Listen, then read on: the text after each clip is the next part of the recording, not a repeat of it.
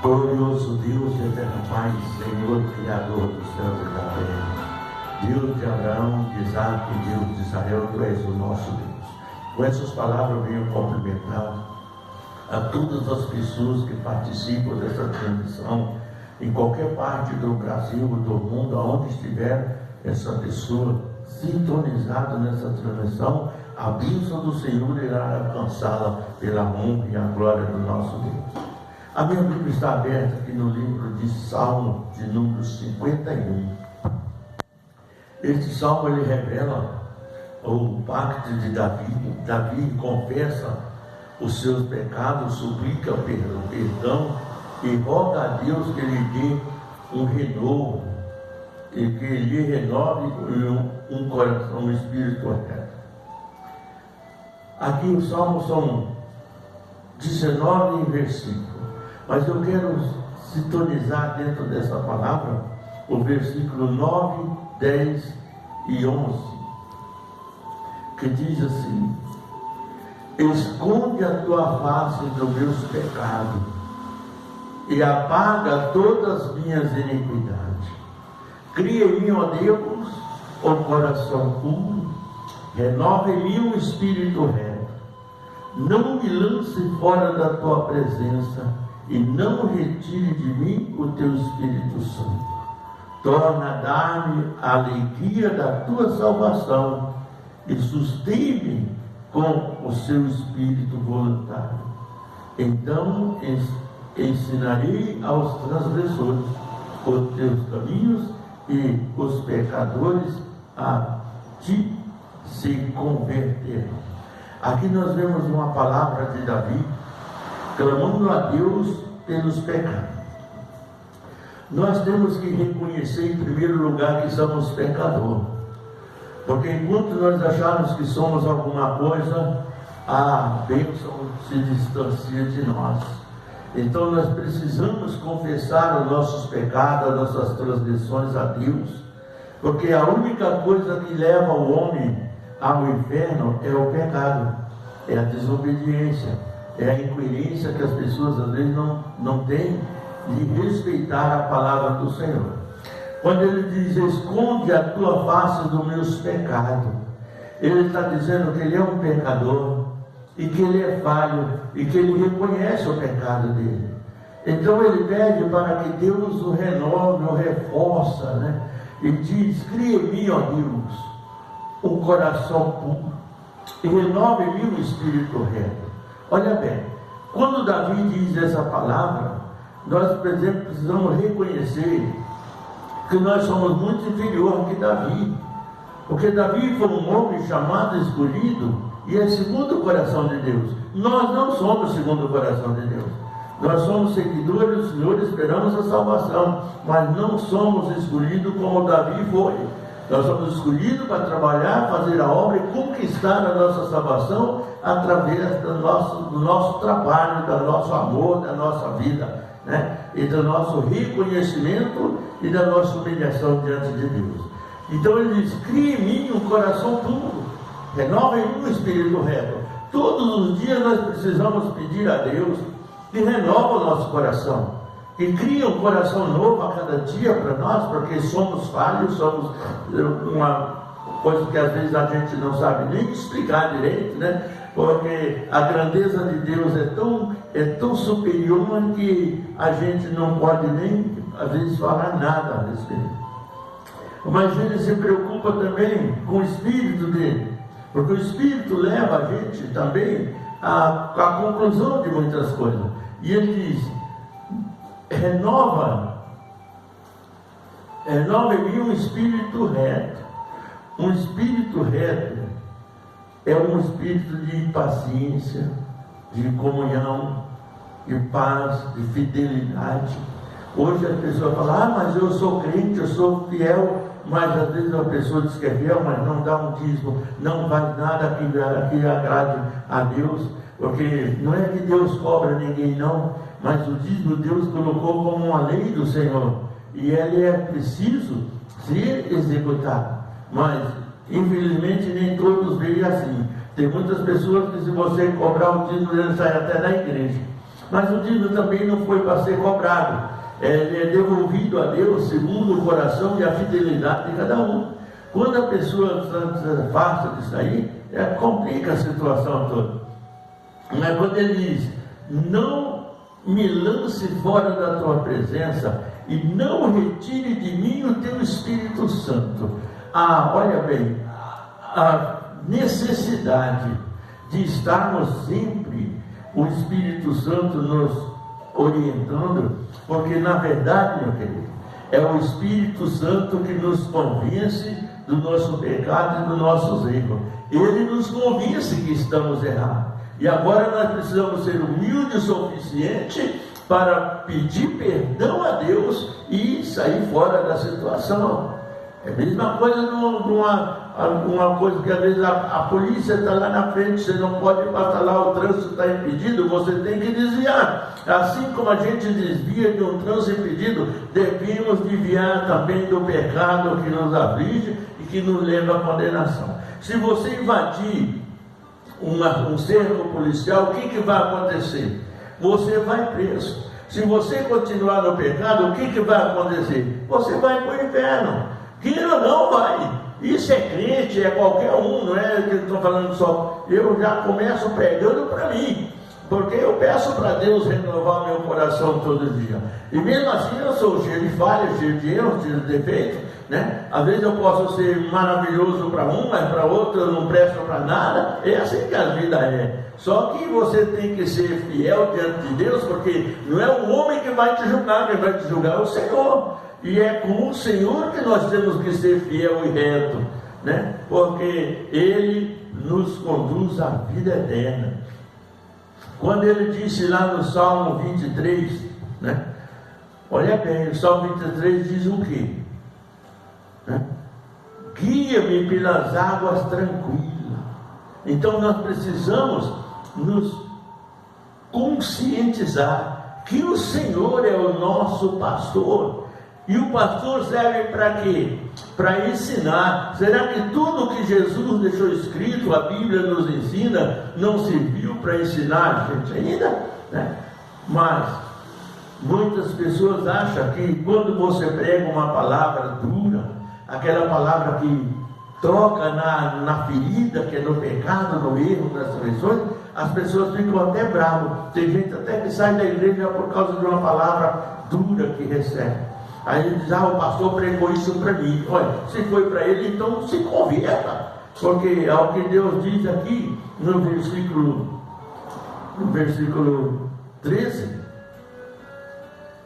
no versículo 12, torna a dar-me para mim a alegria da tua salvação e sustém-me com um espírito voluntário. Eu tenho que estar com o espírito preparado, voluntário a servir a Deus de todas as maneiras. E como é que eu vou servir a Deus, missionário? Eu vou servir a Deus ajudando o meu próximo, cumprindo aquilo que a palavra de Deus nos ensina. E no versículo 13 ele diz mais: então ensinarei aos transgressores os teus caminhos, e aos pecadores te converterão. Olha bem, uma palavra dura, quando a pessoa entende que Deus está falando, ele converte o coração. Ao invés de ele ficar nervoso, revoltado, pelo contrário, ele dobra o joelho no chão, aceita a palavra do Senhor e se converte, muda o coração. É aí onde Deus vai criar um coração novo, né? Um coração puro e um espírito reto. Por que o espírito reto? Porque ele entendeu o recado do Senhor e se humilhou diante da presença de Deus.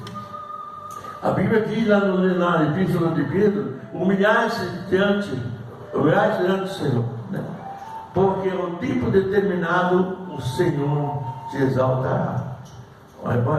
Então, se Deus vai nos exaltar no tempo determinado. Às vezes você faz um propósito hoje com Deus e parece que Deus não ouviu, parece que Deus não esqueceu, mas Deus está ouvindo, Deus está atento e Deus está te testando a sua fé, a sua paciência, e para que Deus possa te entregar. Lá nos livros de Salmo 40 diz: esperei com paciência no Senhor e Ele inclinou-se para mim e ouviu o meu clamor, né? Então, quer dizer, Deus ouviu, mas você precisa esperar com paciência. Às vezes a pessoa pede uma oração hoje e já quer ser curada na hora. E não é bem assim. Tem pessoas que há necessidade e Jesus cura instantaneamente. Já passou milhares de pessoas pela nossa igreja aqui, que eu termino de orar na pessoa e a pessoa sai abençoada, tranquilo, sem problema. E há pessoas que às vezes você tem que pagar um preço de oração para que ele seja alcançado, porque o coração dele não é humilde, não é fiel.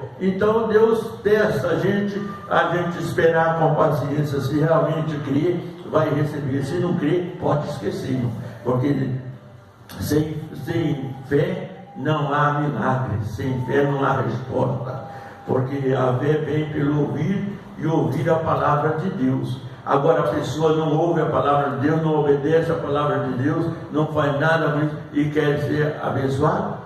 Infelizmente, às vezes Deus é tão maravilhoso que tem pessoas que não crê, não faz nada, mas Deus cura. Já passou pessoas aqui na igreja mesmo, que chega aqui sem aguentar nem pisar o pé no chão. A gente ora, ele sai feliz, mas não tem um coração contrito para se converter a Deus, nem para agradecer a Deus, entendeu?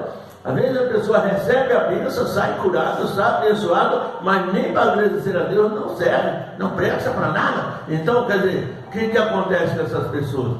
Ele pode ter a cura, mas amanhã ele pode ter um problema que ele não vai conseguir sair mais e Deus não vai atendê-lo mais, entendeu? Por quê? Porque Deus mostrou que era Deus e ele não quis, ele só quis a bênção, o favor de Deus, mas não quis o Senhor. Então, e assim são muitos. Tem muitos crentes aí por as igrejas que estão na igreja por estar, mas não tem um coração contrito, não é humilde, é um povo revoltado, é um povo complicado, que não ama ninguém, não faz nada por ninguém, e diz que é cristão, que diz que é crente. Crente nada, é um enganador. Esses não alcançarão a Deus de forma alguma. Agora, aquele que espera com paciência, inclina para o Senhor e clama a Deus, revoga o seu ser e mostra para Deus que ele é humilde, que ele é paciente e que ele tem o desejo de ser abençoado e o desejo da salvação. Porque nós não pretendemos servir a Deus só por causa que fomos curados por Ele, não. Nós temos que servir a Deus com desejo de salvação, desejo de vida eterna. Mas as pessoas, a maior parte deles, quer o bem aqui. Depois não importa, né? Só que tem um detalhe: a hora que as portas da graça se fechar, ninguém vai poder fazer nada. E ela está pertinho de se fechar. Todas as profecias de Jesus já foram cumpridas e agora nós estamos aguardando ele aparecer nas nuvens. Eu espero que seja o mais breve possível, porque o mundo está de uma maneira que não está tendo mais consciência. Os governos não têm Deus, o mundo não tem Deus, o povo está sem Deus e Deus ainda está trabalhando no meio desse povo ingrato, incorreto, cheio de más obras, sem nada, sem amor, sem caridade, sem forma alguma, né? Sem respeito à palavra de Deus. Então, está assim, mas ainda assim, Deus está trabalhando na vida desse povo, porque há alguns que ainda precisam chegar a Deus.